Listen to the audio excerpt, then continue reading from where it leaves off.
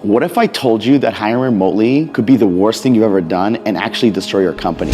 I know that sounds dramatic, but these next few stories actually happened to my business partner, Esteban Andrade, and me over a few years ago, and we learned a lot of what not to do.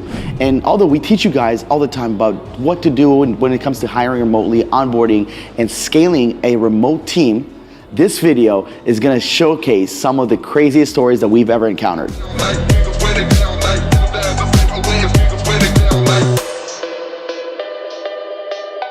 Guys, if you don't know who I am, my name is Omer Bloch. Over the last 4 years, we've hired almost 1,500 people. Last year alone, we hired almost 500 people, and we work with some of the biggest names in the space, from Ryan Pineda to Eddie Malouf to Nick Perry and many others. Here's the truth. Remote work is the future. Whether you like it or not, all companies are starting to go remote day by day because it helps companies save a lot of money. Plus, you can actually operate remotely and grow and scale to billions. Yes, that's right, billions of dollars. I personally know owners of $2 billion companies that operate remotely.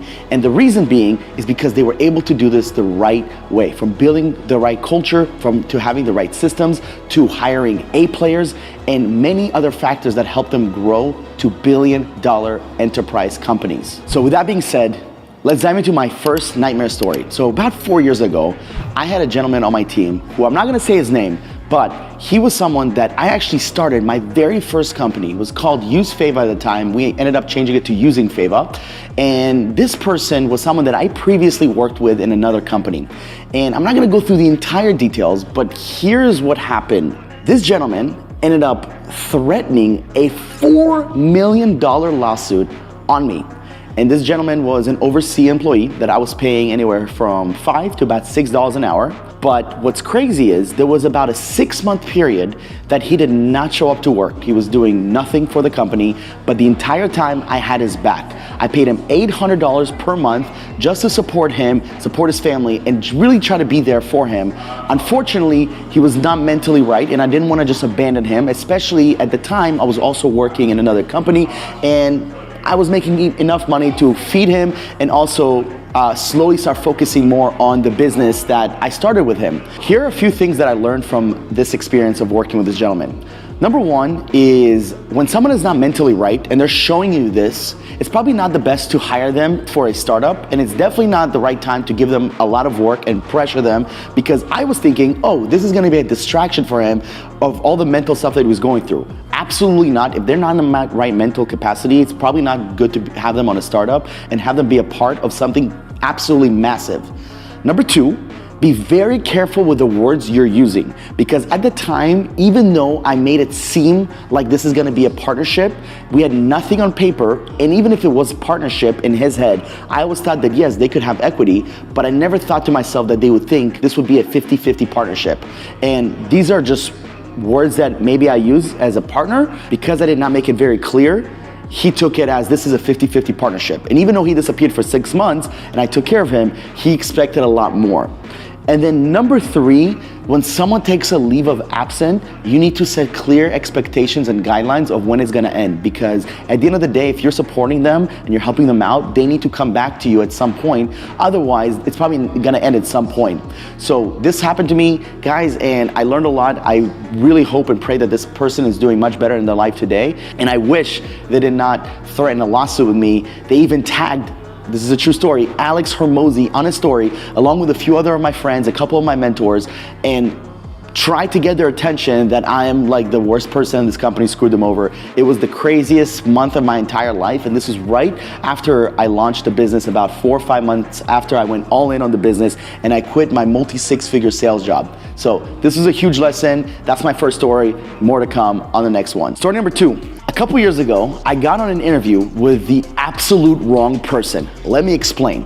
So we had a lady in the Philippines that went through our process, and I thought our process at the time was pretty good. And we came to find that day that it wasn't good. Here's why. As she went through our process, she submitted a video and she submitted a resume and even did a skill test.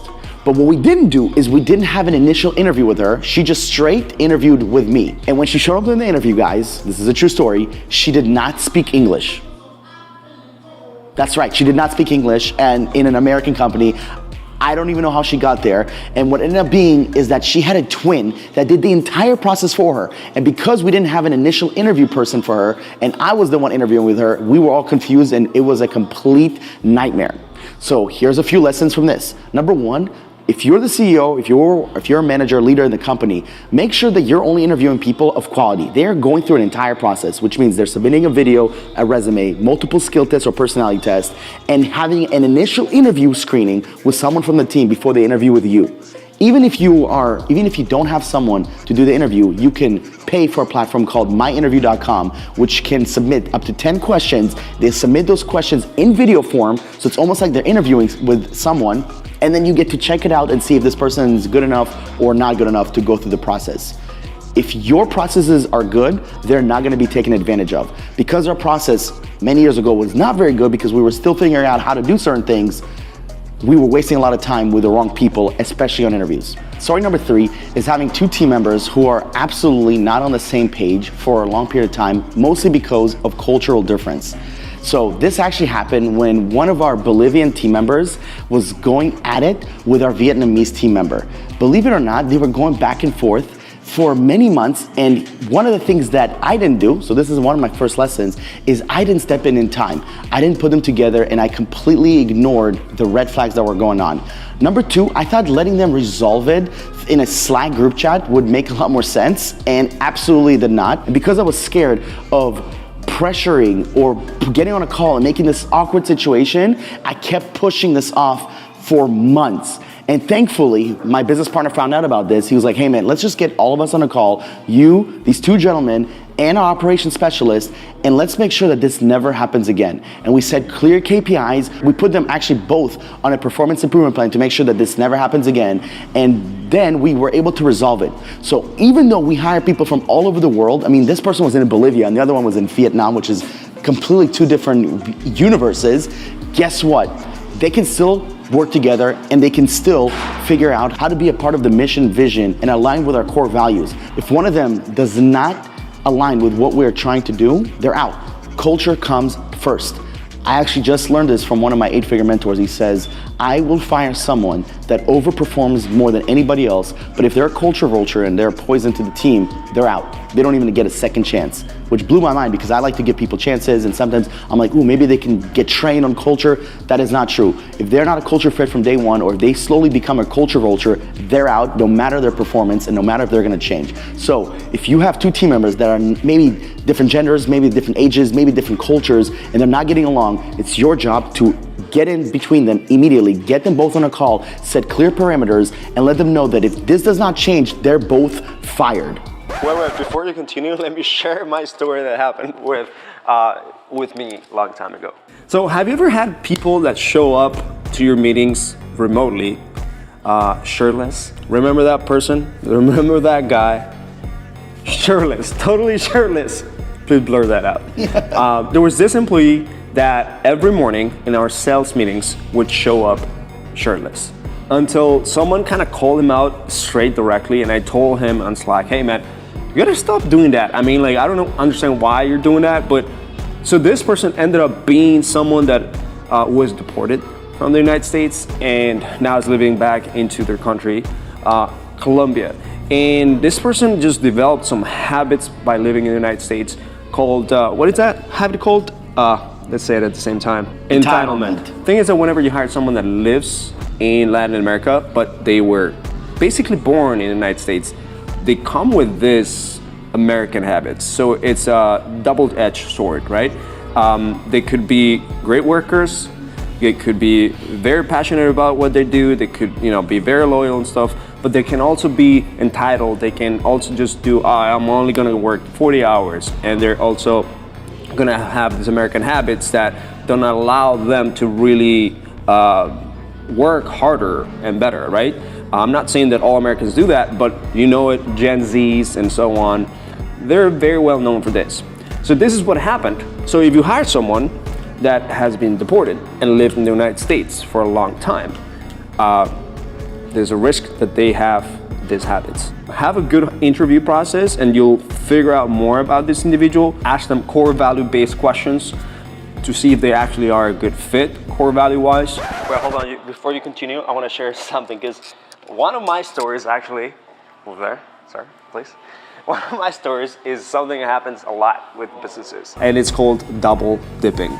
So if you catch your remote employee double dipping, it means that they're working for another company at the same time of working with you. And this happened, I was a newbie, and this is due to a lot of different things that we didn't do. Actually, this Filipino worker that was working for us ended up working for a friend of us at the same time. And we were noticing that this person, one, was not being as productive, and it was taking longer to respond, taking longer to do things, and so on. So there's a platform called Hubstaff. We both use Hubstaff. And I was able to see in the screenshots that it was taken of the computer, a Slack messages and different communications of this other company. And luckily, I knew this other company. Somehow I knew that company, which was a coincidence. And I messaged that business owner saying, hey, did you notice that that person was working for me? And I asked that person, hey, is that person currently working for you? Do you pay them a salary right now? Do you have them in payroll? Yeah, full-time. She's a great worker, whatever. And I came to realize that this person was okay that he was double dipping with me because she was doing a great job for him. But I decided to fire her from my job, but he decided to keep her because she was doing a good job. But if you're in the position that I was, obviously I was pissed, and hopefully that doesn't happen to you. But you don't want that to happen. So you have to really set proper processes when hiring. This is because I didn't have a really good interview process. I didn't have a good onboarding process where you actually have control of your entire company. And even then, like even if you have the best processes, there's some people that will cheat all the time, but have Hubstaff in order to track what they do on a day-to-day basis. So I hope that this doesn't happen to you, but this is something that could happen to a lot of businesses. Wait a minute. Before you continue, I want to share something with you guys. This is something that happens if you hire in South Africa. South Africans are amazing, by the way. That's a cheat code for excellent English, excellent culture, and very highly skilled workers. South Africa, there's something called load shedding. So what happens is that they cut the power for several hours every single day. So if you hire a South African, they will be great individuals to work with and so on. They're highly skilled for different roles. Like we hire them for account success managers, we hire them for sales, we hire them for marketing, and they're great. But what if they disappear for several hours? This is what used to happen to us whenever we hired someone in Johannesburg and Cape Town, where they would just disappear for hours because they have no power. So we had to invest into their power and have a power source so that whenever the power goes out, their internet doesn't go out. So the next one is about lying about KPIs. So I had a team member about 2 years ago that was one of my appointment setters, and I set clear KPIs and clear expectations with this gentleman. Unfortunately, this gentleman started taking advantage of my kindness. And the thing is, I have a quote that I live and die by, which is, at the end, everyone gets caught.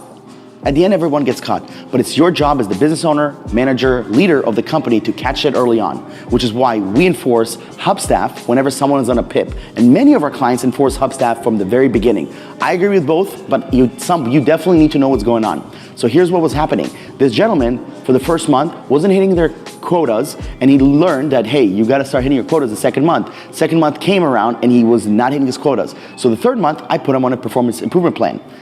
And then he started lying to me. He started putting fake numbers. And it took me a few weeks to catch us on because this guy's saying he's hitting KPIs, but when I look into my calendar, appointments were not booked and people were not showing up. So what was he doing? God knows, God help him. I hope he's doing good. Here's a few things I learned from this. Number one, when someone's not performing, don't give them an extra month or two to figure it out. Start having the tough conversations with them. And if they don't get it within a week, you need to put them on a performance improvement plan immediately.